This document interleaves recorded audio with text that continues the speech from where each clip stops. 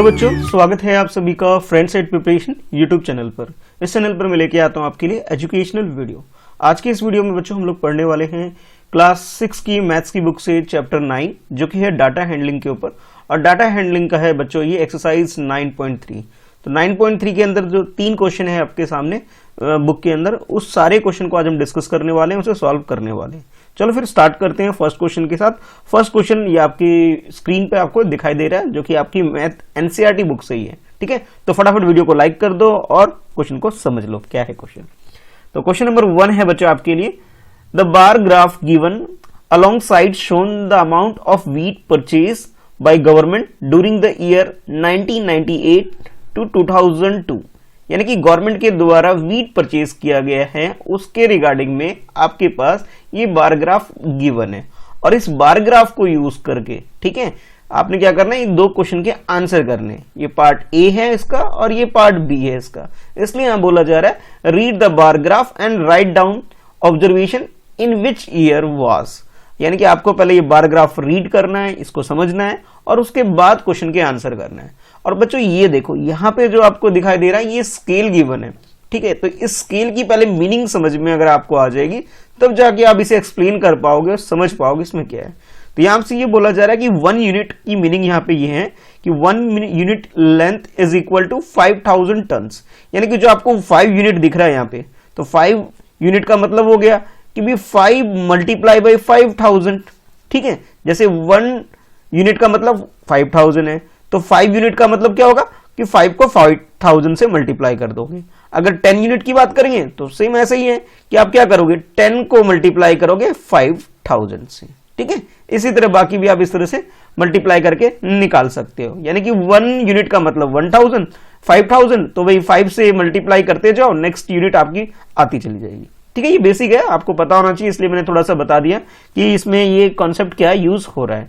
तो ये ज्यादातर बार ग्राफ में आपको गिवन होता है। ठीक है, और इधर ये देख सकते हो, ये इस वाली लाइन को बोलते हैं बच्चों एक्स एक्सिस, इस वाले को बोलते हैं वाई एक्सिस।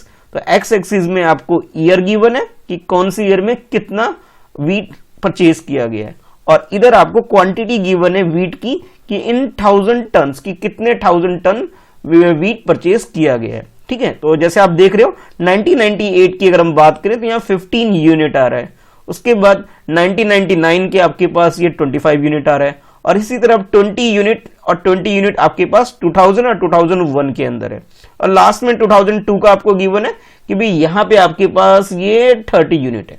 ठीक है, तो ये बेसिक इंफॉर्मेशन है, आई होप समझ में आ गया होगा। अब जो क्वेश्चन है बच्चों, क्वेश्चन के अकॉर्डिंग हम लोग आंसर करते हैं क्या है इसमें क्वेश्चन। तो सबसे पहले जो फर्स्ट पार्ट है इसमें आपसे पूछा जा रहा है the wheat production maximum, maximum यानी कि सबसे ज्यादा कौन सी ईयर में हुआ है, ये आपको बताना है। तो बार ग्राफ में जो सबसे ज्यादा दिख रहा है बच्चों, तो वो आपको क्या दिख रहा है, ये दिख रहा है। और ये कौन सी ईयर में, 2002 में सबसे ज्यादा हुआ है। कितना हुआ है, 30 यूनिट गिवन है। ठीक है, हमें क्वांटिटी नहीं बतानी, हमें सिर्फ ईयर बताना है। तो बहुत सिंपल है, आप लिखोगे क्वेश्चन नंबर 1 के लिए सोल्यूशन 1। ठीक है, और सोल्यूशन 1 का ये फर्स्ट पार्ट है, तो सबसे पहले आप ईयर लिख दो, ईयर 2002 लिख दोगे। ठीक है, 2002 में सबसे ज्यादा प्रोडक्शन हुआ है। ठीक है, तो ये कह सकते हैं ईयर 2002 हमारा आंसर हो जाएगा। ब्रैकेट में क्या लिख दोगे कि मैक्सिमम, ऐसे लिख सकते हो आप, मैक्सिमम प्रोडक्शन ईयर। ठीक है, कि इस साल सबसे ज्यादा प्रोडक्शन हुआ है। ठीक है, तो ये भाई आपका फर्स्ट पार्ट हो गया।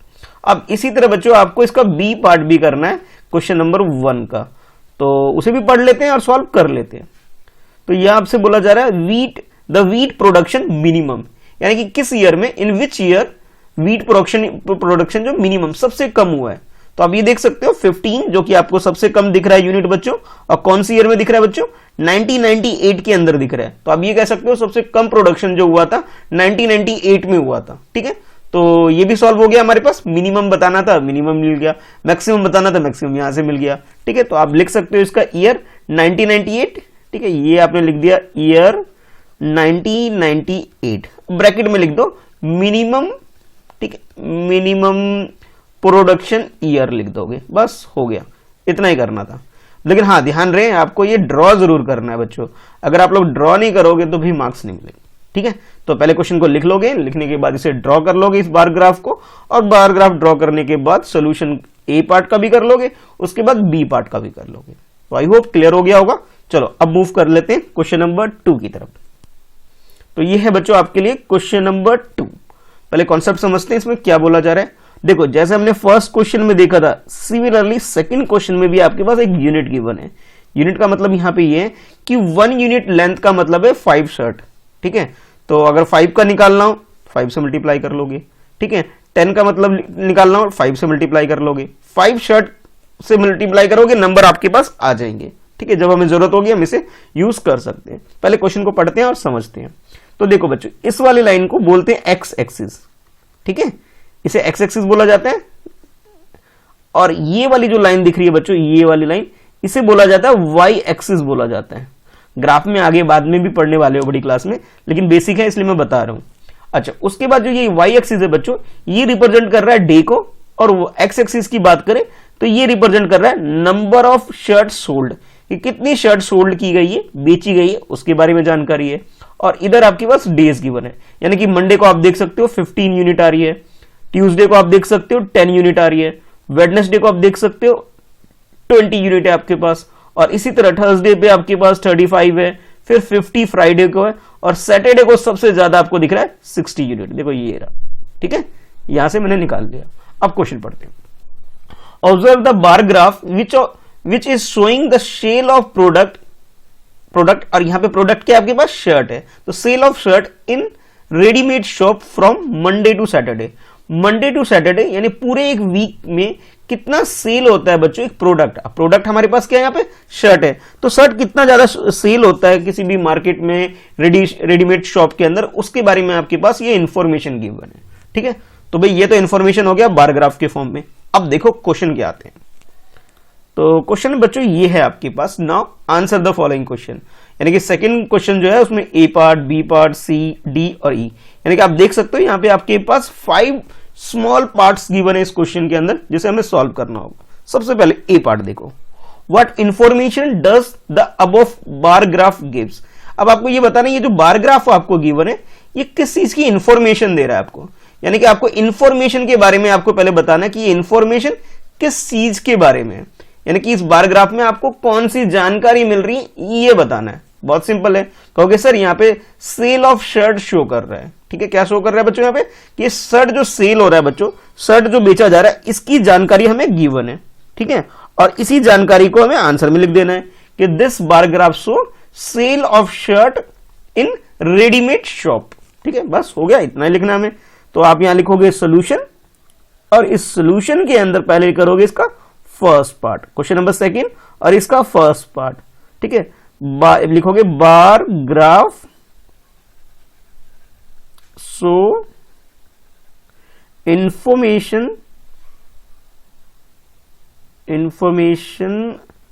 Regarding sale of shirt. किस चीज के बारे में, sale of shirts in readymade shop. एक रेडीमेड शॉप है और उसमें सेल शर्ट का जो हो रहा है उसकी जानकारी है इसके अंदर। ठीक है, बस इतना ही लिखना था हमें। अच्छा, अब देख लेते हैं भी सेकंड पार्ट में, यानी कि इस क्वेश्चन नंबर सेकंड का बी पार्ट है बच्चों, इसके अंदर आपसे क्या पूछा जा रहा है। तो इसमें आपसे बोला जा रहा है what is the scale chosen on the horizontal line. Horizontal line के अंदर जो स्केल यूज किया जा रहा है वो आपको बताना है, रिप्रेजेंटिंग नंबर ऑफ शर्ट। ठीक है, अब देखो बच्चों, दो तरह की लाइन यूज होती है ग्राफ में। एक होता है हॉरिजेंटल, यानी कि जिसे आप छोटी क्लासेस में स्लीपिंग लाइन बोल देते थे। ठीक है, और एक होती है वर्टिकल लाइन, जिसे आप लोग छोटी क्लासेस में क्या बोलते थे, इसे स्टैंडिंग लाइन। एक्चुअल में ये है बच्चों आपके लिए हॉरिजेंटल लाइन, और इसकी इस तरह से जो लाइन आएगी इसे हम क्या बोलेंगे, वर्टिकल लाइन बोलेंगे। अच्छा, अब बार ग्राफ को देख लो भाई। ठीक है, तो जब आप बार ग्राफ को देखोगे, जो एक्स एक्सिस की मैं बात कर रहा हूं बच्चों, ठीक है, इस एक्स एक्सिस की जो मैं बात कर रहा हूं, इसे आप क्या बोल सकते हो, एक्स एक्सिस को आप बोल सकते हो बच्चों ये है आपके पास हॉरिजॉन्टल लाइन। ठीक है, और ये जो वर्टिकल लाइन है बच्चों, जिसे मैं वाई एक्सिस का नाम रखा है मैंने, ये है आप क्या लिख सकते हो इसे, वर्टिकल लाइन। तो दोनों लाइन के बारे में पता होना चाहिए। इस क्वेश्चन में आपसे सेकंड पार्ट में पूछा जा रहा है कि भाई हॉरिजॉन्टल लाइन क्या शो कर रहा है, तो आप कहोगे कि नंबर ऑफ शर्ट्स सोल्ड, कि भी शर्ट कितने सोल्ड हो रहे हैं, बेचे जा रहे हैं, इसकी इंफॉर्मेशन है। ठीक है, बस simply number of shirt sold, ये आप अपना आंसर में लिख दोगे बी पार्ट में। ठीक है, कुछ इस तरह से कि नंबर ऑफ शर्ट, एक मिनट इसे ठीक कर लेते हैं थोड़ा सा। ठीक है,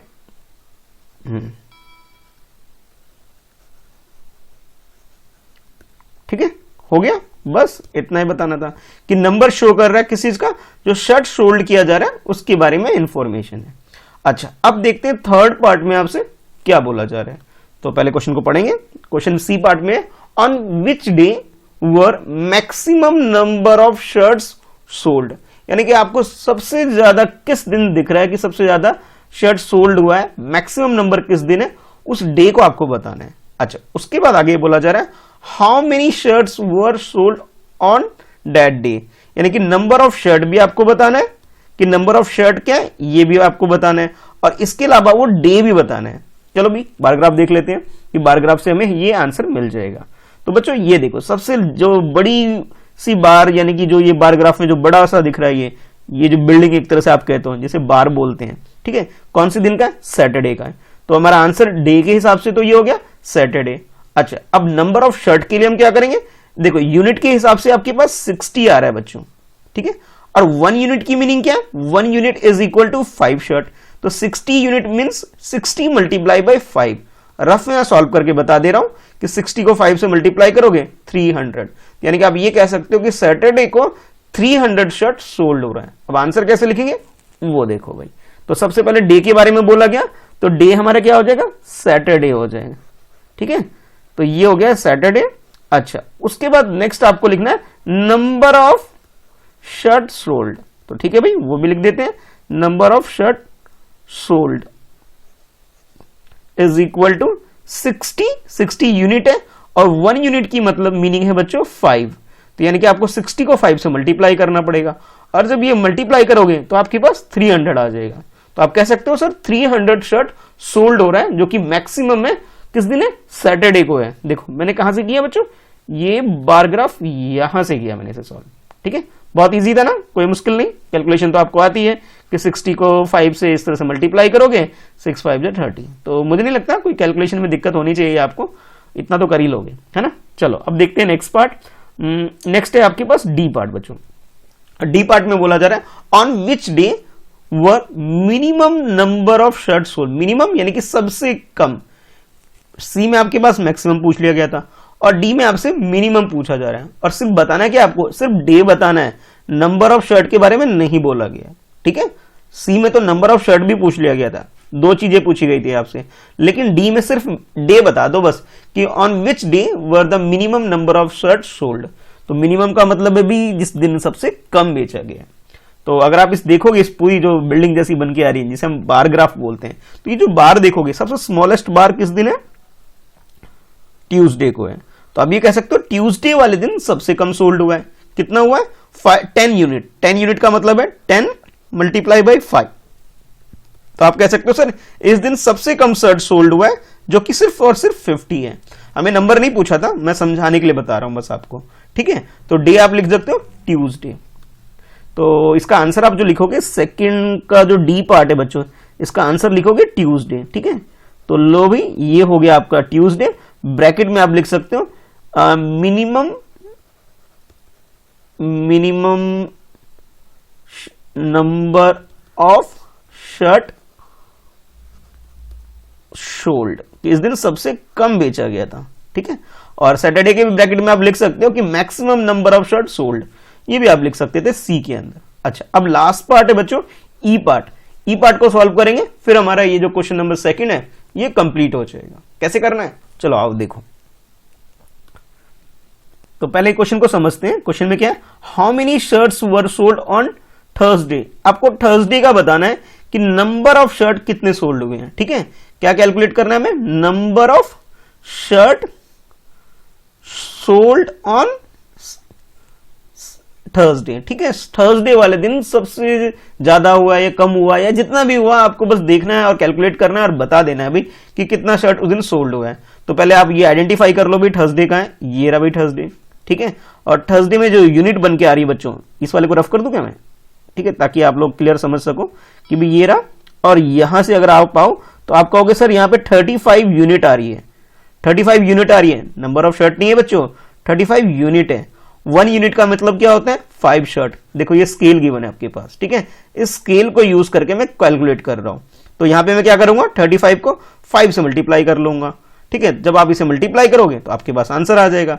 5 5 जा 25 होता है, 5 लिख दिया, 2 अभी फॉरवर्ड कर देंगे, 5 3 जा 15, 15 प्लस 2 कितना होता है, 17 होता है। तो यानी कि आप ये कह सकते हो सर 175 शर्ट जो है ये सोल्ड हुई है थर्सडे को, ठीक है, बस यही करना था। अब आंसर कैसे करेंगे, देखो यहां लिखोगे कि नंबर ऑफ, चाहो तो नंबर की पूरी स्पेलिंग भी लिख सकते हो आप, ठीक है, ऐसे कि number of shirt sold on Thursday.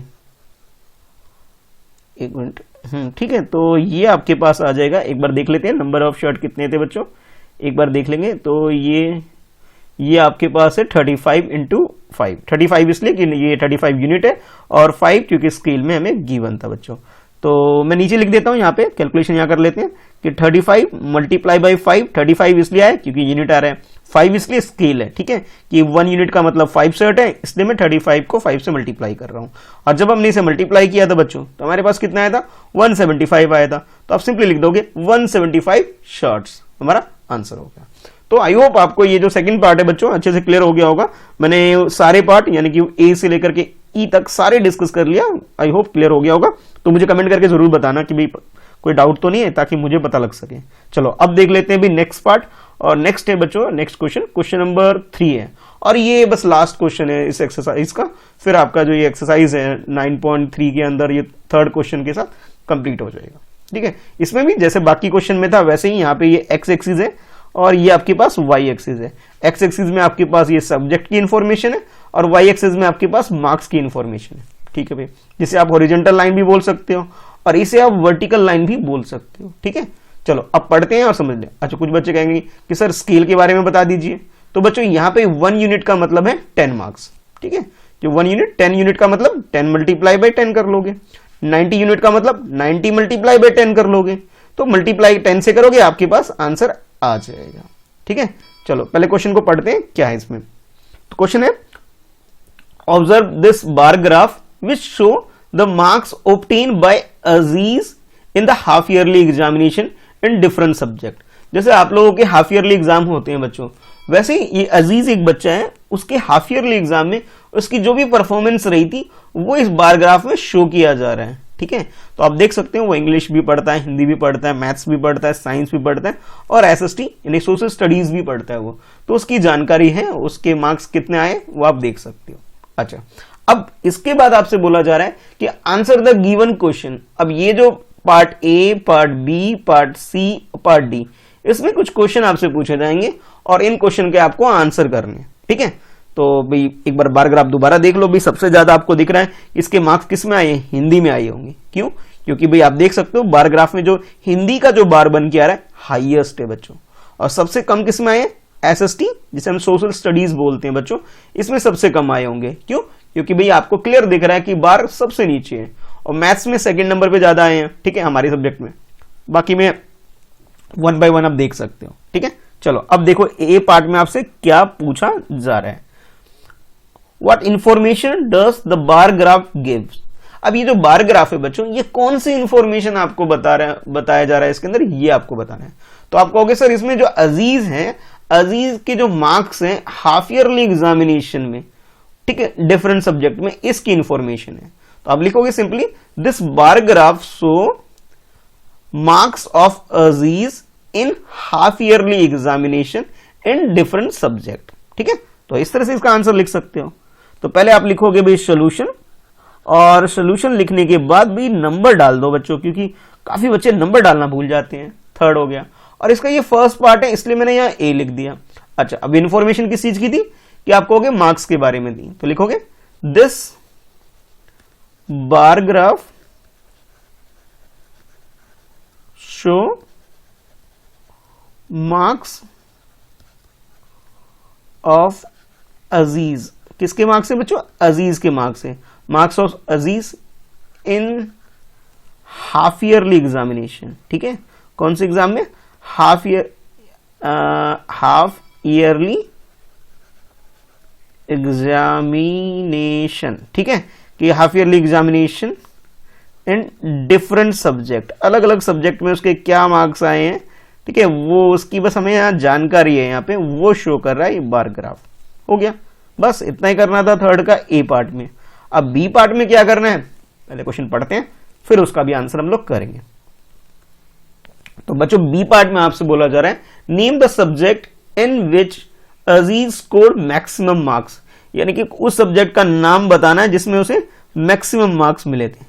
जब हम लोग इसे डिस्कस कर रहे थे, बार ग्राफ को ऑब्जर्व कर रहे थे बच्चों, तभी मैंने आपको बताया था कि जो सबसे बड़ी बिल्डिंग बोल लो या फिर बार कह लो, किसका बन रहा है, हिंदी का बन रहा है। तो आप सिंपली कह सकते हो सर कि हिंदी में मार्क्स जो है सबसे ज्यादा है। तो यू कैन से दैट कि Aziz score maximum marks in Hindi, ठीक है, अजीज ने किस सब्जेक्ट में सबसे ज्यादा मार्क्स स्कोर किया, हिंदी, बस ऐसे लिख दोगे, Aziz score maximum marks in Hindi. या कुछ बच्चे कहेंगे सर डायरेक्ट हिंदी लिख दें, हो जाएगा क्या, बिल्कुल हो जाएगा भाई, ठीक है, डायरेक्ट आप हिंदी सब्जेक्ट ही लिख दोगे, सर हम हिंदी सब्जेक्ट लिख दें डायरेक्ट, तो ऐसे भी लिख सकते हैं, कोई जरूरी नहीं इतना बड़ा स्टेटमेंट लिखने की, ठीक है। लेकिन इसमें क्या होता है कि मीनिंग क्लियर हो जाती है कि आप बताना क्या चाह रहे हो, ठीक है, यहाँ पे आपके चांस कम हो जाते हैं कि मार्क्स कटने के, इस वजह से मैं पूरा स्टेटमेंट लिखवा रहा हूँ।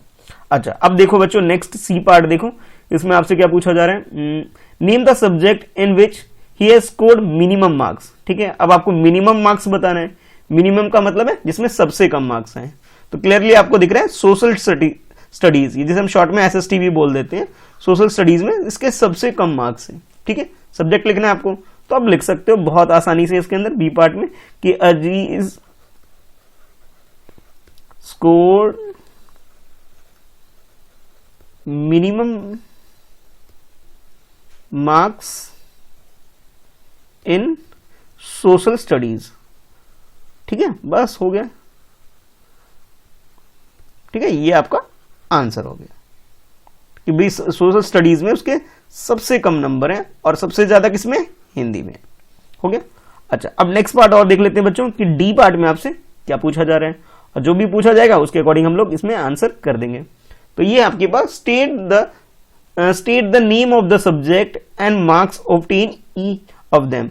अच्छा, अब आपको ये बताना है कि जो भी सब्जेक्ट आपको गिवन है बच्चों, हर एक के आपके मार्क्स कैलकुलेट करके बताने हैं कि भाई मार्क्स कितने हैं, कि भाई सब्जेक्ट के नाम भी बताने हैं और उसके साथ जो उसमें मार्क्स हैं। अभी तक तो आप ये बता रहे थे कि मैक्सिमम इसमें है, मिनिमम इसमें है, अब हर एक सब्जेक्ट के आपको मार्क्स बताने हैं, ठीक है भाई। एक छोटा सा टेबल टाइप का हम लोग भी बना लेते हैं, यहाँ पे लिख लेते हैं सब्जेक्ट, ऐसे लिख लोगे सब्जेक्ट और इधर लिख लोगे मार्क्स, ठीक है, और इस तरह से कैलकुलेट करना स्टार्ट कर लेते हैं।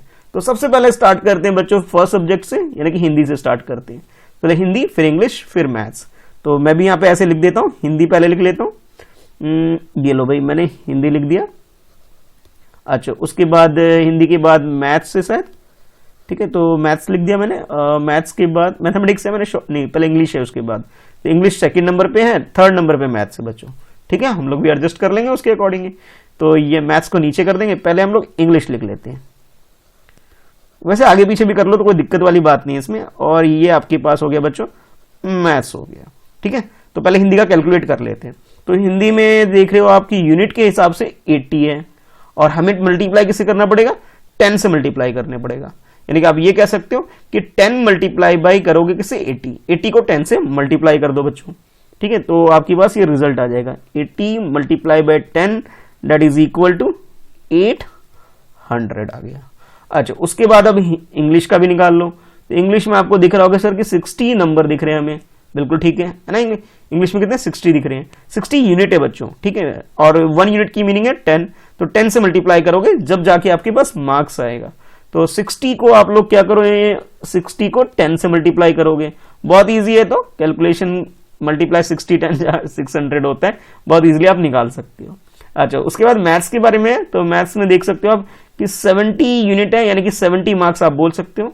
तो 70 को 10 से मल्टीप्लाई कर लोगे इसके अंदर, ठीक है। तो भाई मैंने आपको ये यहां तक करवा दिया बच्चों 700 तक। तो बाकी चाहे तो आप लोग खुद भी कर सकते हो भाई, इतना मुश्किल है नहीं इसके अंदर। ठीक है, तो मैं ये चाहता हूँ कि वीडियो को रोक करके पॉज करके भाई खुद से करो। बाकी सब्जेक्ट के 2 सब्जेक्ट ही तो रह गए, एक साइंस होगा एक एसएसटी होगा शायद, है ना। हाँ बिल्कुल सही है। तो साइंस में आप देख सकते हो बच्चों 50 यूनिट आ रही है, ठीक है, और एसएसटी में आप देख सकते हो कितनी आ रही है, 40 यूनिट आ रही है। तो पहले साइंस का निकाल लेते हैं भाई। साइंस का आपके पास आ जाएगा, पहले सब्जेक्ट लिख लेंगे। साइंस का 60 था ना या 50 था, देख लेते हैं भाई गलती ना हो, इसलिए 50 यूनिट है साइंस का। तो 50 से मल्टीप्लाई करेंगे, 50 को 10 से, तो 50 multiply by 10 that is equal to 500, यानी कि 1000 का एक सब्जेक्ट होता होगा इसका अजीज का, है ना, कुछ इस तरह से। और उसके लास्ट जो फाइनली जो हमारे पास है सोशल स्टडीज है, तो सोशल स्टडीज में उसके मार्क्स है बच्चों 40 है वैसे तो, ठीक है, और 40 को 10 से मल्टीप्लाई कर लोगे तो आपके पास 400 आ जाएगा। एक बार चेक कर लें 40 है या नहीं है। तो हमने देख लिया भाई, ये भी चेक कर लिया 40 है। तो ये इस तरह से बच्चे आपने जो सारे सब्जेक्ट के मार्क्स निकालने थे तो आप लोग इस तरह से निकाल सकते हो। सब्जेक्ट का नाम लिखोगे, फिर हर एक सब्जेक्ट के यूनिट वाइज जो भी मार्क्स बनते हैं वो लिख लोगे, और 10 से मल्टीप्लाई इसलिए कर रहे हैं बच्चों क्योंकि आपको स्केल गिवन है 10, ठीक है। आप लोग चाहो तो इसे, क्योंकि मेरे पास नीचे स्पेस नहीं था इसलिए मैं इधर आ गया था, आप नीचे लिखते चले जाओगे, ठीक है। तो बहुत इजी है। तो आपका ये जो एक्सरसाइज है 9.3 बच्चों, ये हो गया है कंप्लीट। तो हम लोगों ने इसमें बार ग्राफ को रीड करना सीखा, और इससे जो ये जो स्केल को किस तरह से यूज करते हैं बच्चों, ये मैंने आपको यूज करना सिखाया। और इसमें आप मिनिमम मैक्सिमम के हिसाब से जो भी इन्फॉर्मेशन अगर आपसे पूछी जा रही है तीनों ही क्वेश्चन में आप उसे निकाल सकते हो, कैलकुलेट कर सकते हो, ठीक है। तो वीडियो कैसी लगी कमेंट करके जरूर बताना। कोई डाउट रह गया, प्रॉब्लम सॉल्व नहीं हुई आपकी, तो वो भी कमेंट करके बता सकते हो, ठीक है। फर्दर आप मेरा टेलीग्राम ग्रुप ज्वाइन कर सकते हो, लिंक मैंने डिस्क्रिप्शन में दे रखा है, ठीक है। चलो फिर मिलते हैं नेक्स्ट वीडियो में। आज की इस वीडियो में इतना ही। बस मेरे लिए एक छोटा सा काम कर दो, वीडियो को लाइक कर दो और अपने दोस्तों में से शेयर जरूर कर दो।